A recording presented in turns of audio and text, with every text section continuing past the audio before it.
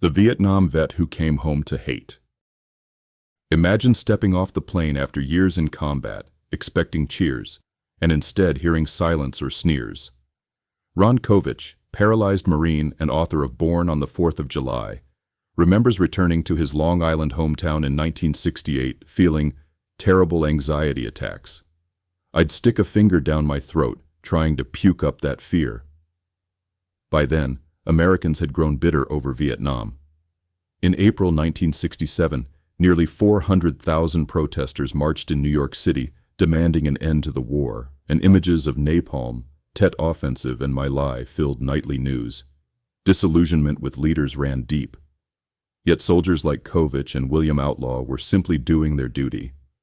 Outlaw recalled returning to an environment that viewed Vietnam vets as possible baby killers. For many veterans, the homecoming was worse than the war itself. Haunted by the war, even a generation later, the horrors of Vietnam stayed fresh. Veterans suffered invisible wounds long after leaving the battlefield. PTSD was unknown in 1975, so many simply struggled alone.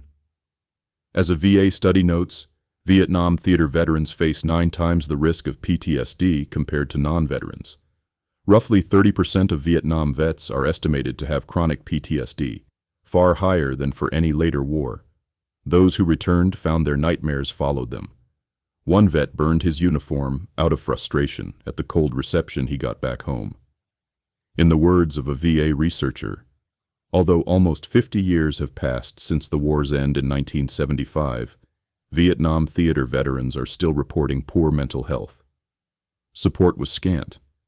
As William Outlaw wrote, many of the Tarn veterans had PTSD but had not received treatment, since public recognition did not begin until the early 1990s, nearly 20 years after the end of the war. PTSD and trauma.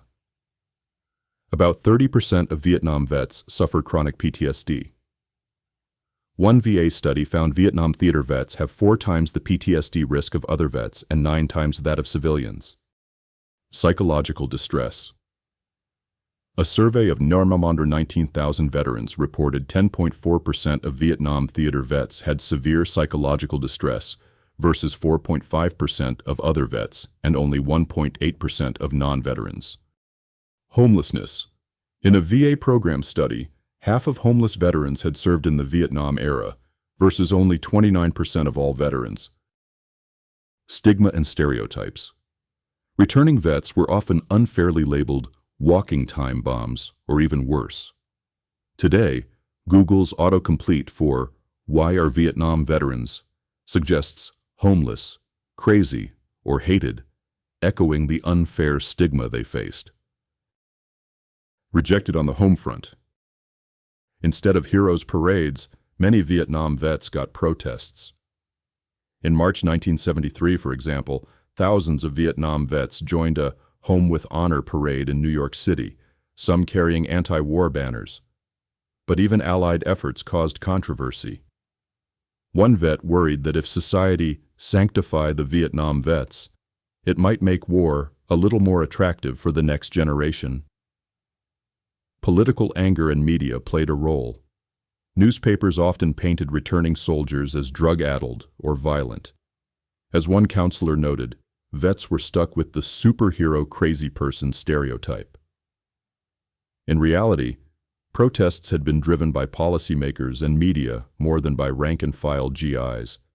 But the backlash was real. By their own account, many veterans felt betrayed by the country they served.